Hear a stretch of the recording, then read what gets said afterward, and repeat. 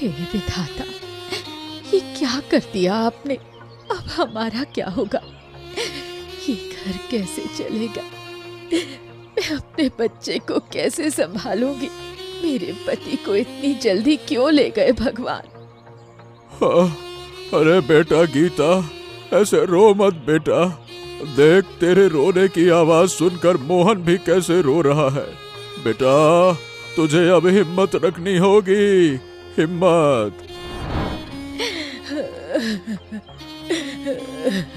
मैं कैसे हिम्मत रखूं बाबा? कैसे सब संभालूंगी? पर दीदी, अचानक ऐसा क्या हो गया? जीजा जी तो ठीक ही थे, अचानक कैसे मर गए? मुझे भी नहीं पता गौरी, वो बिल्कुल ठीक थे। शाम को बाजार से आए, मुझसे बातें की, रात का खाना भी हमने साथ बैठकर खाया। फिर सोते सोते बोले कि सीने में दर्द हो रहा है और सुबह होने से पहले ही सब खत्म, मेरा सब कुछ खत्म हो गया।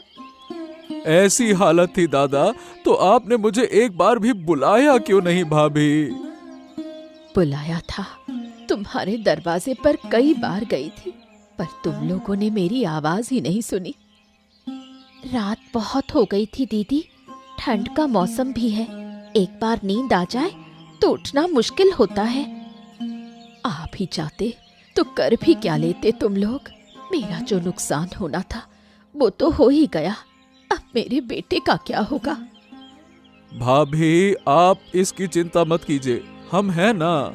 मोहन मेरे दादा का बेटा है, मैं उसे अकेले कैसे छोड़ सकता हूँ, बताइए। हाँ, ठीक है भाई, ठीक है, अब इन बातों का समय नहीं है।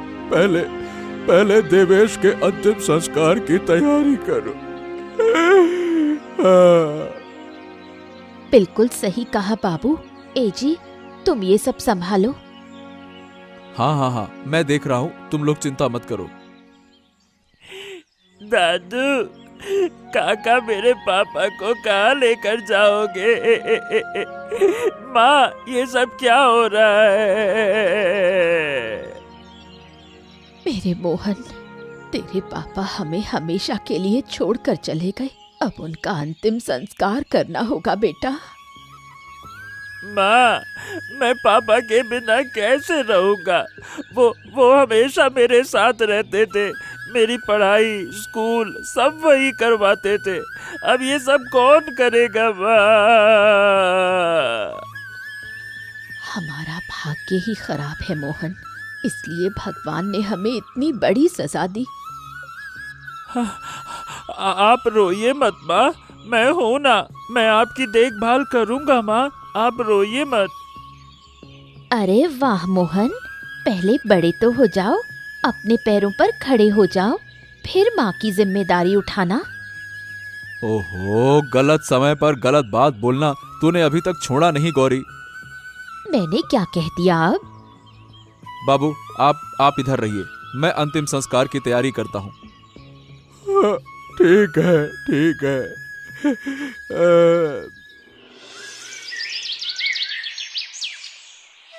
अरे बहू, इतना बड़ा हादसा हो गया और तूने मुझे एक बार खबर भी नहीं दी। इतना होश कहाँ था काकी, हम भी तो कुछ नहीं जानते थे। सुबह चीख पुकार सुनी और बाहर आए, तब जाकर पता चला। मैं तो बस सोच रही हूँ, इतना तंदुरुस्त आदमी एक रात में कैसे मर गया। ये बात मेरे मन में भी आई काकी, पर क्या करें, ऐसे सवाल जुबान पर लाने की हिम्मत कहाँ होती है। लोगों को तो बस मौका चाहिए मुझे दोष देने का। अरे, पर सबका मुंह तो बंद नहीं कर सकते। आते आते भवेश के घर से सुनकर आई हूँ, सब कह रहे हैं कि गीता ने ही कुछ किया है, नहीं तो इतनी अचानक कैसे मर गया। हाय राम, क्या कह रही हो काकी, कैसी भयंकर बातें करती हो तुम। चल बेटी, मैं चलती हूँ, जरा देखूं तेरी दीदी क्या कर रही है।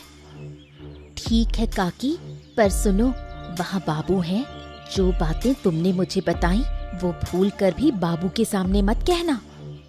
तो आज मैं उधर नहीं जाती, किसी और दिन जाऊंगी। यही अच्छा है, तुम्हारी बातें कभी कभी उल्टी सीधी निकल जाती हैं। अगर बाबू के सामने बोल दोगी तो बवाल हो जाएगा। अरे बहू, ये तूने मुझे क्या कह दिया? अरे काकी, मेरा मतलब था कि तुम्हारा स्वभाव जरा तेज है, बस वही। रहने दे बहू, मुझे सब समझ आ रहा है। अरे बिना बात नाराज हो गई, मैंने तो कुछ भी बुरा नहीं कहा। हाँ हाँ, मैं सब समझ रही हूँ बहू। अरे गीता, 2 दिन हो गए हैं, अभी तक तू खुद को संभाल नहीं पाई। अगर तू ऐसे रोते रही तो मोहन बेटे का क्या होगा? वो तो और बेचारा अंदर से टूट जाएगा ना। खुद को संभाल बेटी, संभाल। मैं खुद को कैसे संभालूं बाबू? मेरा सब कुछ खत्म हो गया, पति खो दिया, ऊपर से बदनामी भी सहनी पड़ रही है। बदनामी मतलब क्या हुआ है? किसने क्या कहा? बता गीता, किसने क्या कहा? बोल। मोहन से पूछिए, मोहन आपको सब बता देगा। मोहन, बताओ बेटा, तुम्हारी माँ ऐसे क्यों रो रही है? बताओ, क्या हो गया? दादू, मोहल्ले में ना सब माँ के बारे में बहुत कुछ बोल रहे हैं। मैं खेलने गया था, आते समय मालती दीदी मिली। उन्होंने मुझे रोक कर कहा, अरे मोहन, मैं ये क्या सुन रही हूँ? मैंने दीदी से पूछा, दीदी आप क्या सुन रही हो? मुझे क्या पता? तो दीदी बोली, सुनने में आया है कि तुम्हारे पापा को तुम्हारी माँ ने ही मार दिया। क्या? मालती की इतनी हिम्मत? एक तो घर में किसी की मौत हो गई है, ऊपर से मेरी बेटी पर झूठा इल्जाम। रहने दीजिए बाबू, आप कुछ कहेंगे और उल्टा वही आपको सुनाकर चली जाएगी। आप मालती काकी को जानते ही हैं। हाँ, बात तो सही कह रही है, पर ऐसे छोड़ देना भी ठीक नहीं है। अभी इन बातों को छोड़िए। हमारा घर कैसे चलेगा? मोहन की पढ़ाई कैसे होगी? मैं कुछ समझ नहीं पा रही। ओह, तो इतनी चिंता क्यों कर रही है? मैं हूं ना। आप कब तक हमारा बोझ उठाएंगे बाबू? और अगर आप कुछ देंगे तो गौरी आपको चैन से नहीं रहने देगी। इससे अच्छा है मैं खुद ही कुछ करूं। अरे, क्या करने की सोच रही है? कुछ सोचा है? हाँ बाबू, मैं सोच रही हूँ कि आंगन के एक हिस्से में सब्जियां लगाऊंगी। जब फसल आएगी उसे हाट में बेचूंगी। ठीक है बेटी, अब जो तुझे सही लगे कर। मैं हमेशा तेरे साथ हूँ, ठीक है?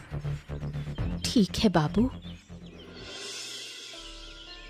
काकी, मैंने तुमसे कहा था ना, दीदी के बारे में उल्टा सीधा मत बोलना।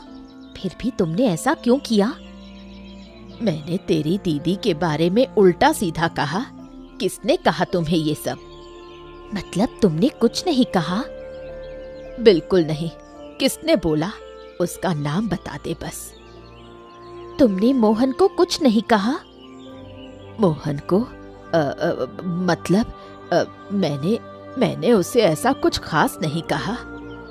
तुमने क्या कहा ये तुम भी जानती हो और मैं भी।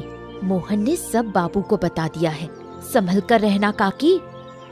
अरे बहू, देख तो कैलाश कितना सामान लाया है। अब तो तुम लोगों की मौज हो गई।